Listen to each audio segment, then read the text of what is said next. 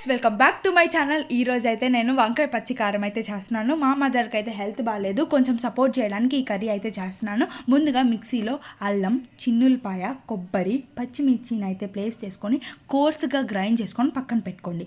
Stove వెలిగించి ప్యాన్లో నూనె పోసుకొని నూనె వేడెక్కిన తర్వాత తాలింపు గింజలు ప్లేస్ చేసుకొని ఆనియన్స్ ప్లేస్ చేసుకొని టర్మరిక్ వేసి 2 రెబ్బల కరివేపాకుని వేసి నీట్గా ఫ్రై చేయండి నివ్వండి. సాల్ట్లో సోక్ అయిన వంకాయ ముక్కల్ని ప్లేస్ చేసుకొని అవి మగ్గనించే వరకు ఉంచండి. దాని తర్వాత కోకోనట్ మిక్చర్, మనం ముందుగా చేసుకున్న కోకోనట్ మిక్చర్ని ప్లేస్ చేసుకొని నీట్గా కలుపుకోవాలి. రుచికి సరిపడిన ఉప్పు వేసుకొని 5 నిమిషాలు లో ఫ్లేమ్లో ఫ్రై చేయాలి.